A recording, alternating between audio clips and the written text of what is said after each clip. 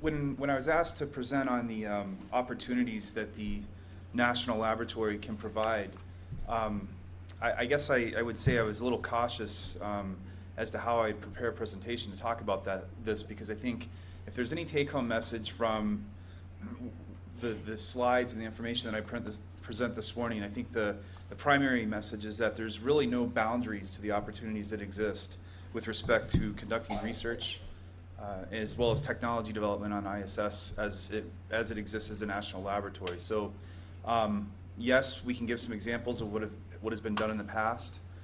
Yes, we can allude to opportunities that we have supported in the recent time frame, but really I would not want that to put a boundary or a border, if you will, on any of the ideas that are possible and, quite frankly, are capable as we move forward. Also, given this audience, I think some of the information here is probably going to be redundant, or certainly 101, so I'll spare you the elementary education on this. But this is now a national laboratory, so the key element here is that what was once really a laboratory under construction, albeit utilized while under construction, and that's really a significant and incredible feat in itself, it's now ready for utilization. And with the establishment of the ISS as a national laboratory, the key point here is that it makes access to that laboratory, that research platform, to that environment available really to anyone. And that's really the key to CASIS kind of coming into existence, is to support the research and technology development opportunities that other government agencies, academic institutions, and now new commercial entities can take advantage of. I think we all know that it is a unique environment. The physics of microgravity, the environment of low Earth orbit are the key advantages that the ISS provides. Some of these variables can be replicated on the ground with analogs, but at the end of the day, it's very difficult to take all of these aspects collectively and put them together when you're conducting your research.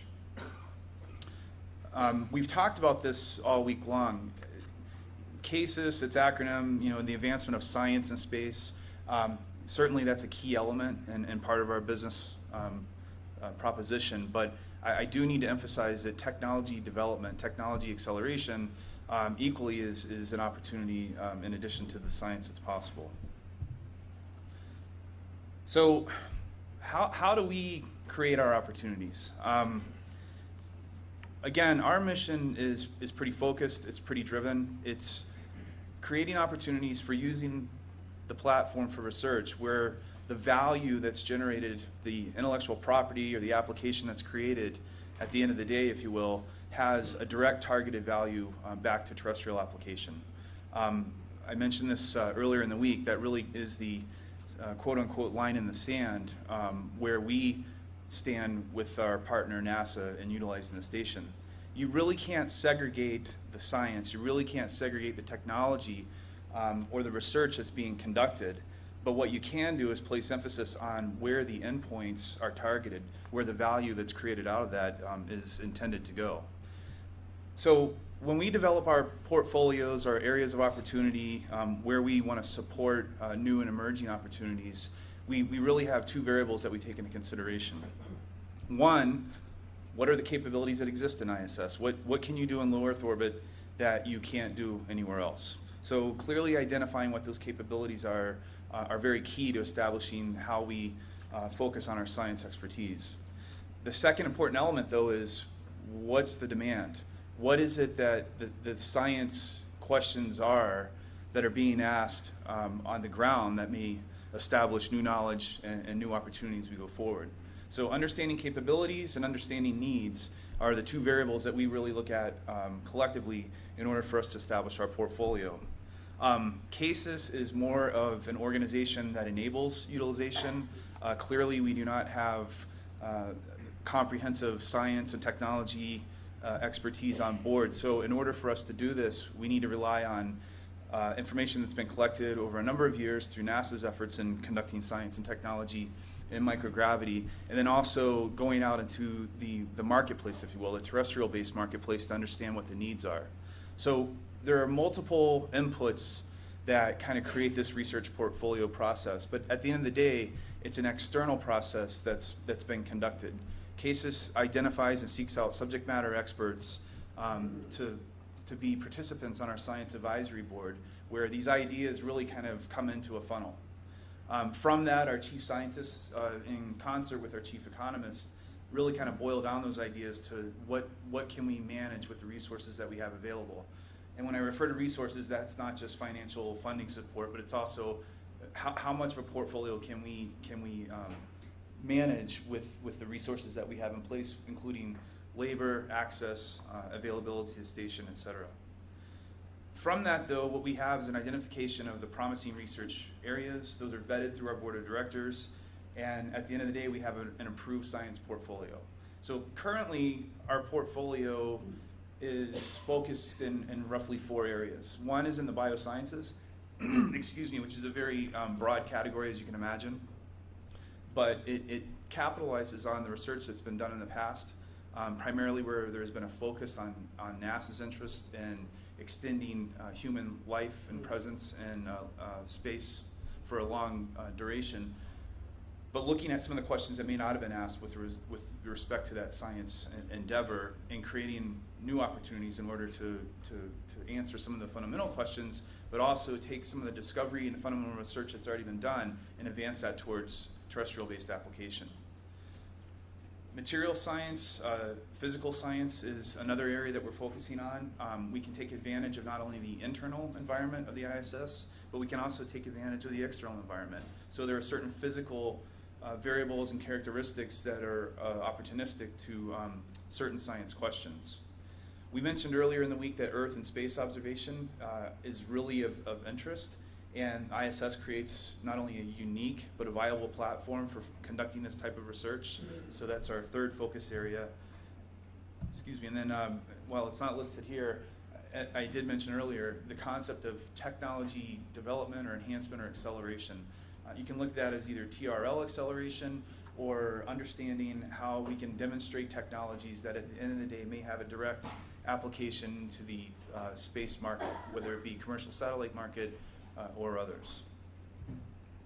So this slide just really identifies what we have done to date in a little less than 2 years, where we have put a focus, if you will, on formalized grant opportunities. These were our solicitations. We started out with protein crystallization, really picking up where a lot of PCG work was done and moving forward. Our focus was looking at, again, key elements. Primarily, what are proteins that are very difficult to crystallize on the ground, yet if they could have opportunities with respect to drug development, understanding cellular mechanisms, et cetera, and let's see if they can be crystallized in this unique physical environment. If so, then we've made that next advance or that next step going forward. We've also put a focus on looking at what is the gold standard, if you will, of hardware and mechanisms that are conducted on the ground that lead to crystallization and diffraction analysis, and how much can we mimic that or replicate that in this laboratory environment. We issued an RFP and a grant opportunity for materials testing. Again, taking a look at this focus happened to be on the external environment. Partnering with NanoRacks and their soon-to-be deployed external platform, we wanted to make opportunities available to use that. And so we have made selections and awards, and very shortly those experiments will be flying.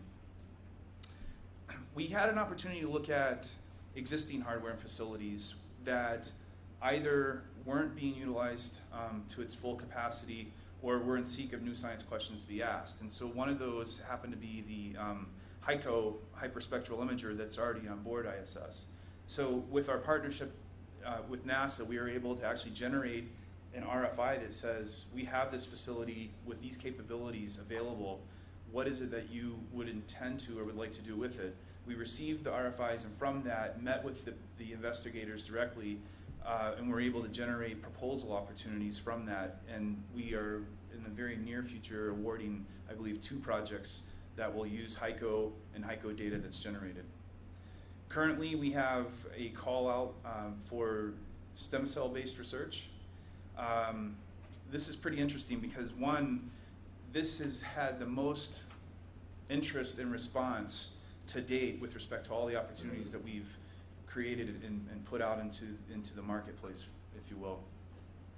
We had over 70 letters of intent that suggested the concept of conducting stem cell research or similar cellular research in a microgravity environment is very compelling.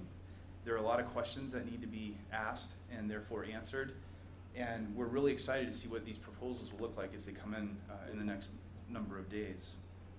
That one is closing, I think, I don't remember if anyone here has it.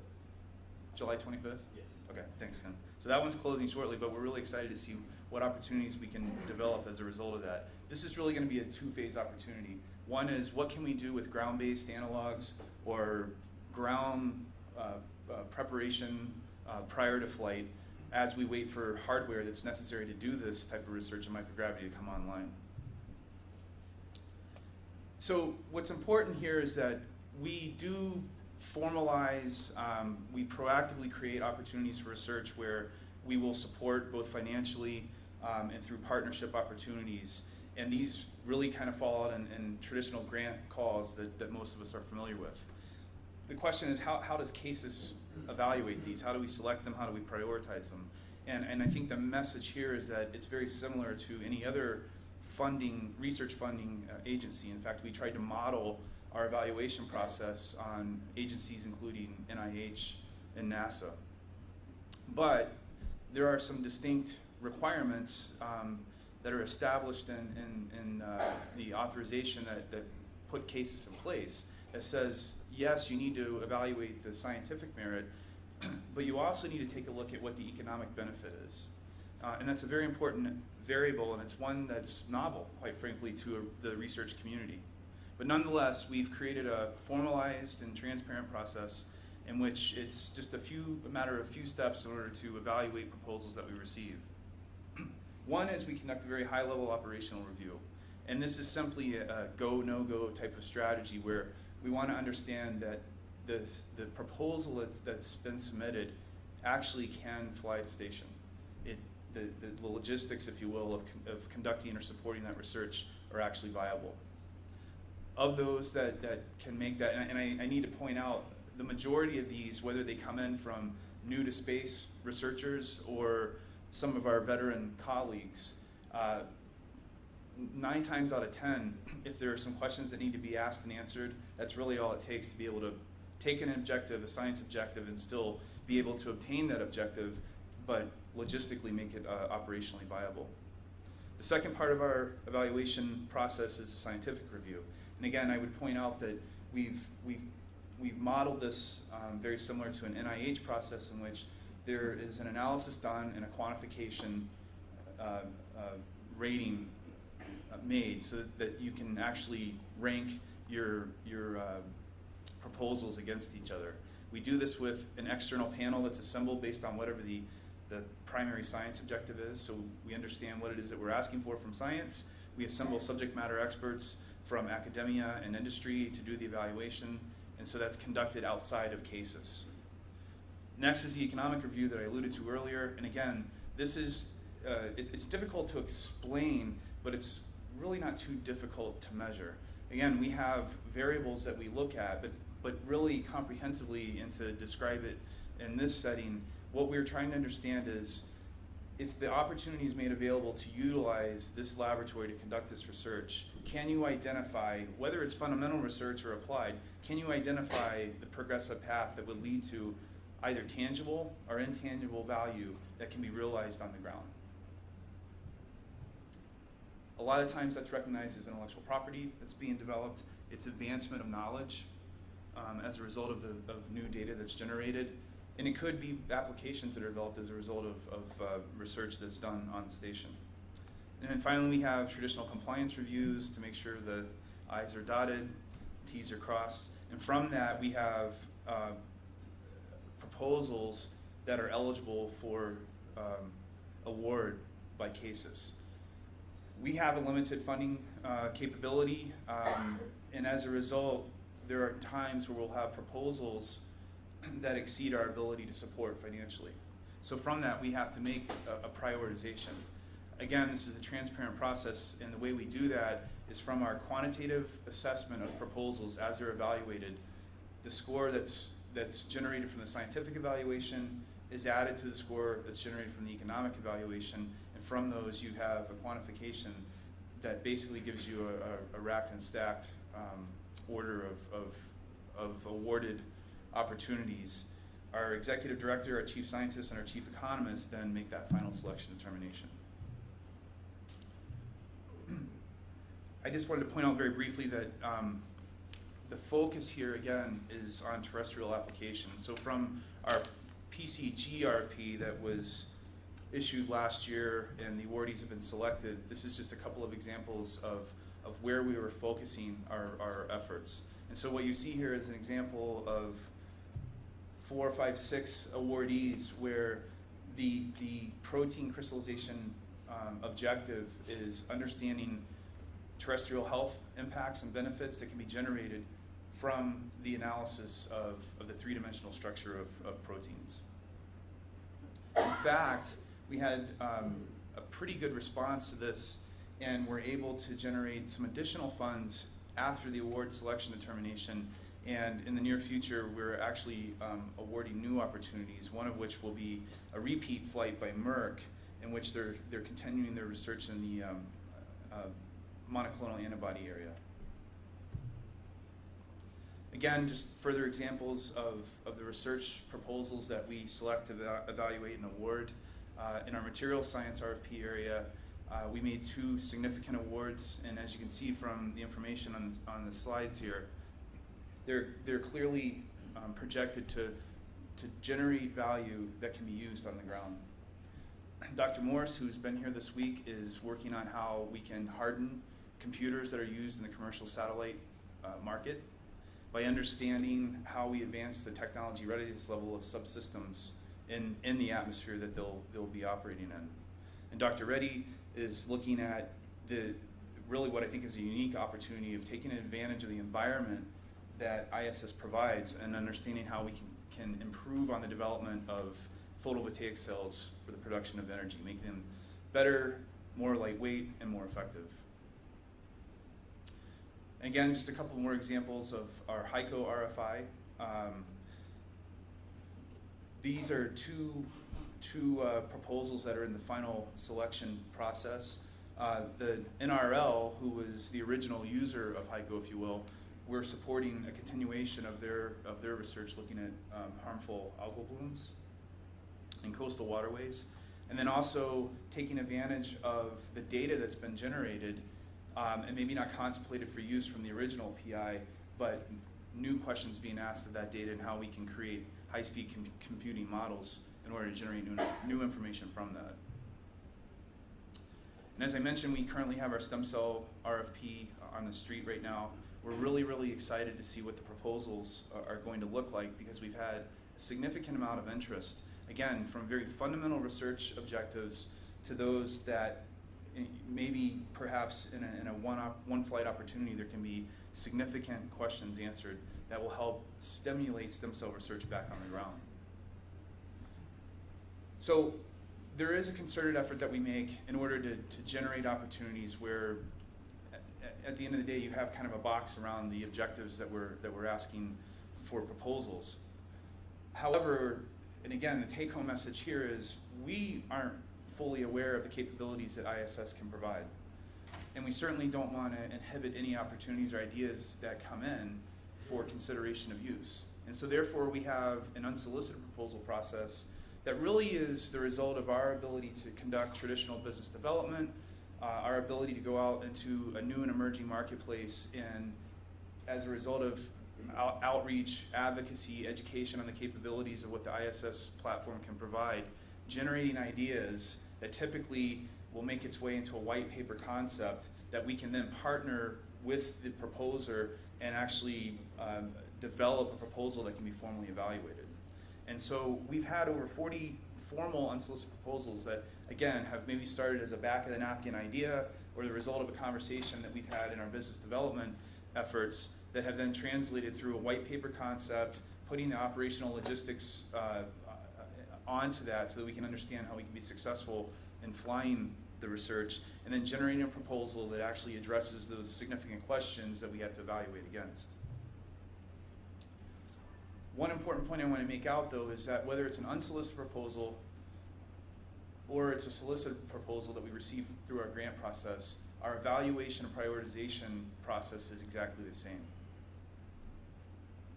And here are some examples of some recent awardees that have come in through this process. Dr. Annalisa Paul with the University of Florida is continuing some research that she's done earlier in the shuttle area, but looking at advancing the understanding of the genomes that are involved in Arabidopsis and how plant physiology is impacted by this really unique evolutionary environment. Methodist Hospital Research Institute looking at hardware development for the study of nanoscopic transport, all of this leading toward potential healthcare applications. And Southwest Research Institute with a few of their partners doing a space study, understanding how meteors that impact the Earth's atmosphere react and how that may impact the ground. A lot of these have a commercial flair to begin with. A lot of them have partnerships established with either other government agencies or academic institutions. Again, just a few examples here where partnering with Procter & Gamble and Zen Technologies, a lot of colloidal research that has been conducted over the years is continuing as a result of our ability to take the research objectives and sort of re-vector them, if you will, back to terrestrial impact. The Department of Veteran Affairs with Dr. Tim Hammond looking at the evaluation of known and novel anti-cancer drug therapies using a newer, more simpler, if you will, yeast chemical platform. And then Cobra Puma Golf, we've talked about this a little bit during the week, but this is really interesting where you have a commercial company who has a retail market interest. They produce products. However, they understand that there could be an advancement in the materials that they use that help us hit our golf balls farther and longer, and hopefully straighter, which is usually my problem. But their research is actually significant because they're looking at materials that will actually go into their products at the end of the day, and they're focusing on the bonding of dissimilar materials by doing some electroplating analysis. And then finally, some opportunities that are more focused on education, whether it's formalized education that can develop curricula, or education in a general sense where the information that's generated is for the general public's knowledge to understand not only STEM and STEM opportunities, but the capabilities that we have ongoing in low Earth orbit. Windows on Earth is a partner of ours. They were our first payload customer when CASIS was standing up, but they're extending their capability of working with the Crew Earth Observations Project to develop a suite of integrated software tools that takes advantage of the imagery, the wonderful imagery, if you will, that can be generated from ISS and applying that towards educational opportunities on the ground. In Storytime from Space, this is a really unique opportunity in which we're targeting a younger population, if you will, by creating books that tell a fictionalized story, but they include definitive description, if you will, of the science and the technology that's utilized in the story so that kids actually gain an interest in STEM and without even really realizing it. So Storytime from Space is an opportunity in which a book which has been written by a former astronaut, this is a number of books in a series. This one happens to be focused on his dog Max, who goes to the International Space Station, and he describes his experiences there. And as a result of those experiences, you're creating STEM examples that can be told to a targeted group. So within a matter of a couple of months, a lot of the opportunities that I've described to you that have come through our process, both solicited and unsolicited, will be flying to station. Increment 3738 was targeted at the inception of CASIS to be sort of the milestone, if you will, in which our payloads would begin to fly.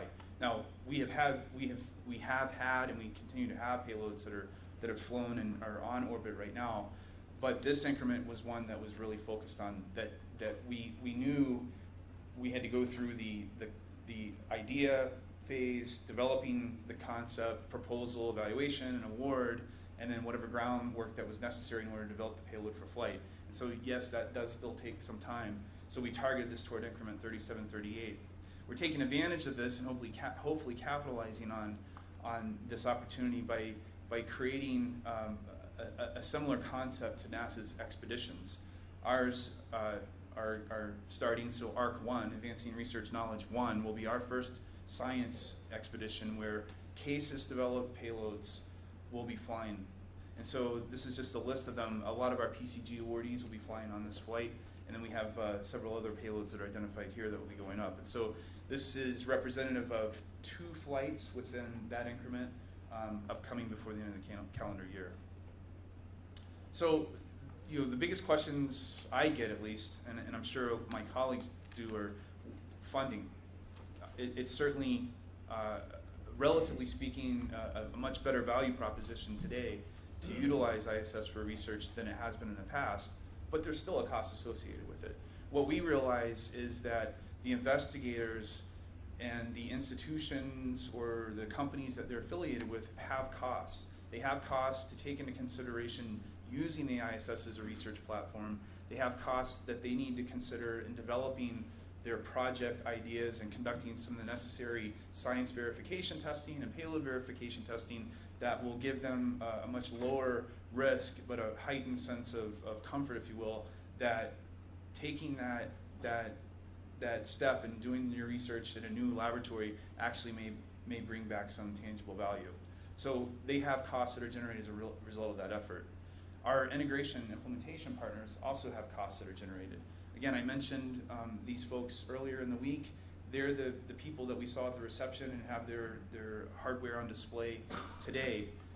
These are the subject matter experts that understand what it takes to take a science objective and integrate it into a piece of hardware to create a payload that can fly.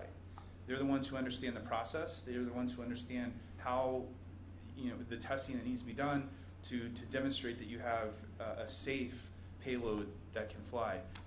But that does cost money in order to generate those tests, to conduct the paperwork, and to have the engineering expertise on staff in order to be able to support that. So while NASA and Congress has provided us a sweetheart of a deal, free launch costs, free on-orbit operations costs, there are still costs that are necessary and that we recognize in the development of a new project opportunity early on. And so funding is still very critical. So I mentioned the entry points and how you can access the opportunities that CASIS makes available. Again, this slide just points out that we have both a formal and informal proposal process. But I think what's important to understand, and it may not really be described here, so I'll kind of digress for a moment, is that while we have limited funding opportunities, we actually take advantage of those by either seeding or funding up to 100% of the necessary costs in order to generate the research. But we have to take a very concerted look at what those costs are and what they're going to. Our focus and our objective is to apply as much of the dollars that we have, because they're so limited, towards the direct operating costs that are necessary in order to create a payload that will be successful. We negotiate with entities, whether it be academic institutions or companies, to lower their indirects. We work with our implementation partners to understand not where you can avoid doing a test and increasing risk, but where we can avoid redundancy, where we can look at evidence from former payload projects or opportunities and apply those towards moving a new project forward. But we really do try to take a look at how is it that we can reduce the overall cost so we can get the maximum benefit from the limited resources that we have.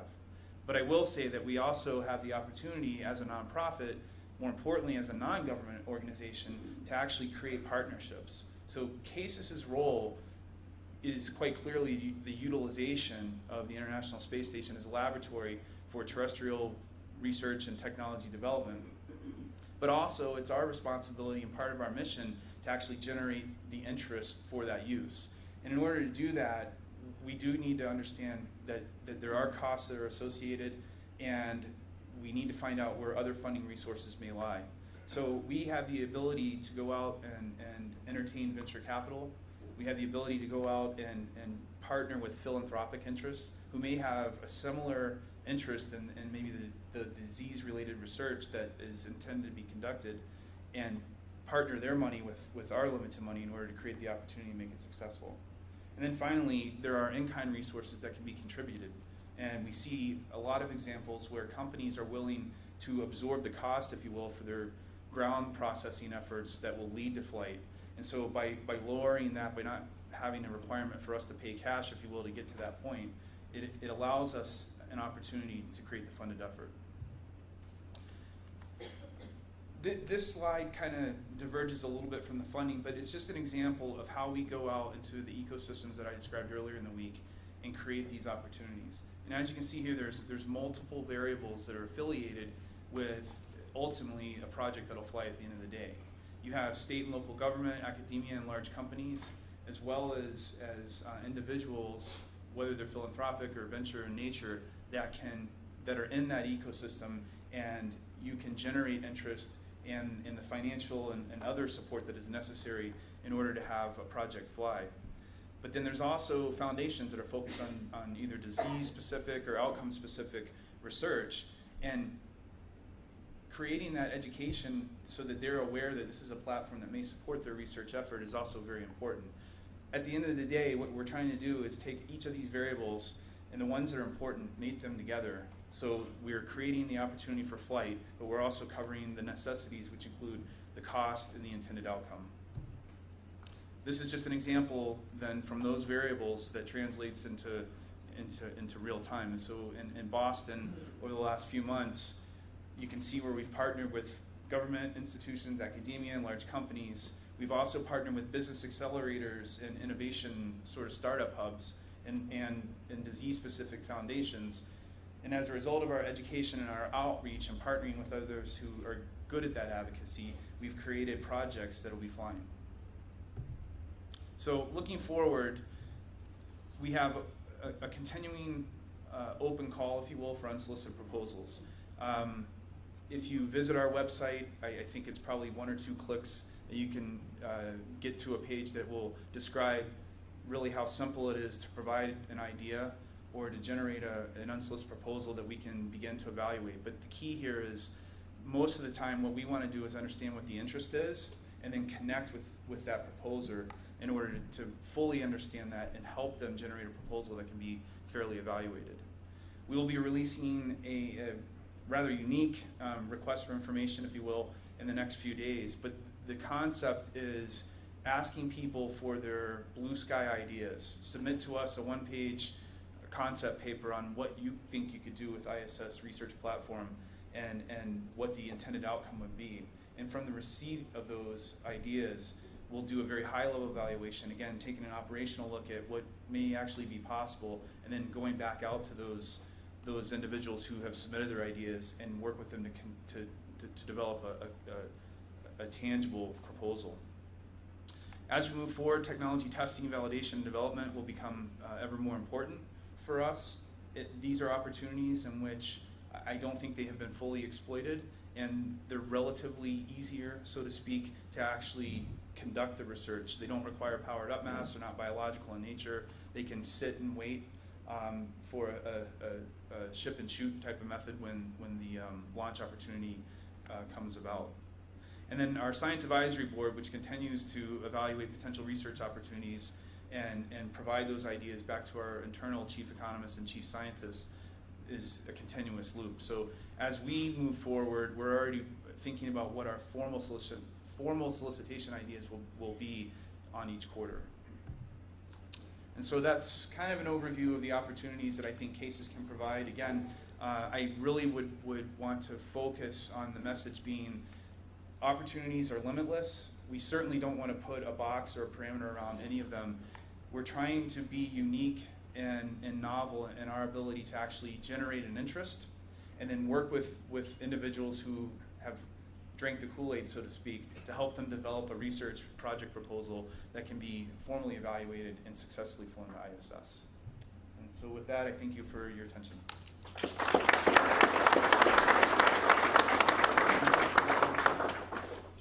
Since we're pretty much on schedule, we'll take a question, but Duane, since you're a new organization and with all you've got to do, are you fully staffed at this point, or are you still hiring for people? Yeah, actually, that's a great question. So we are still hiring.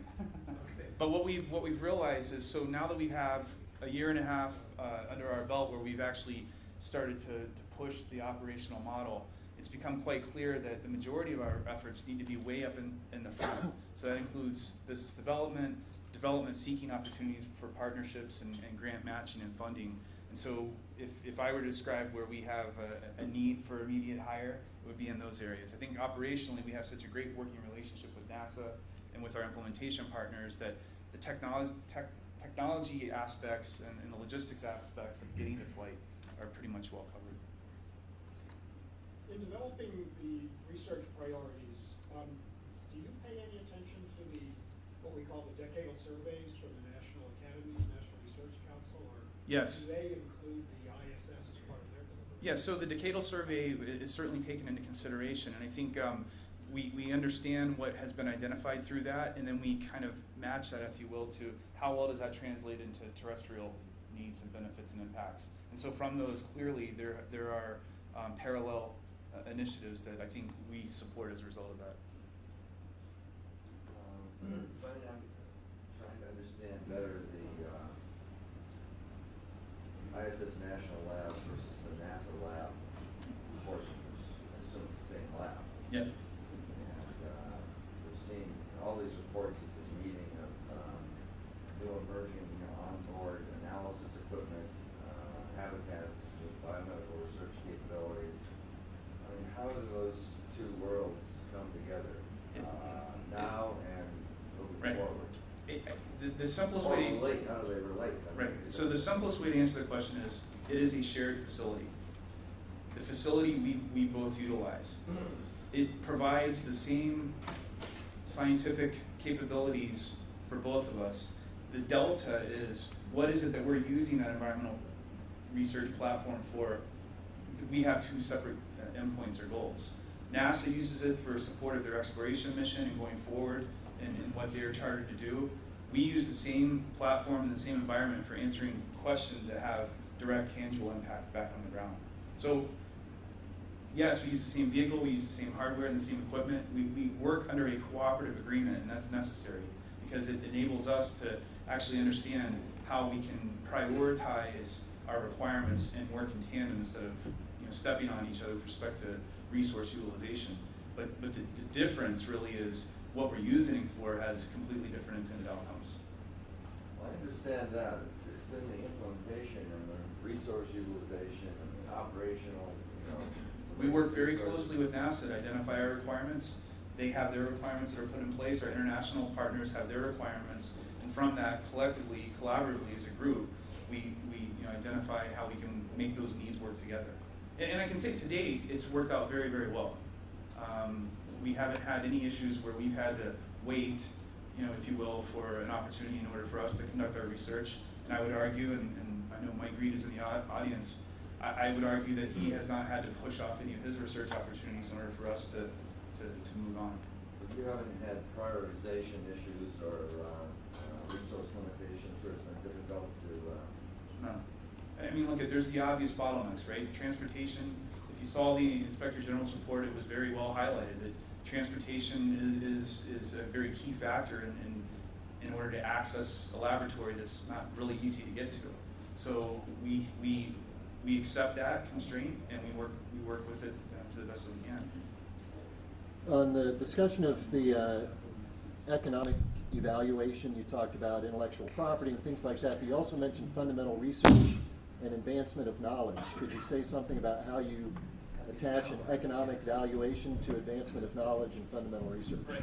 So the easiest way to answer that is that, yeah, fundamental research doesn't necessarily have an economic evaluational variable associated with it. So what we have to do is understand that should this research progress, should new knowledge be generated, should you be able to work towards application, that can be demonstrated or at least contemplated. So what we're asking the investigators to do is not stop at just the fundamental element, but actually describe for us how this research may at the end of the day translate into either a tangible or intangible value.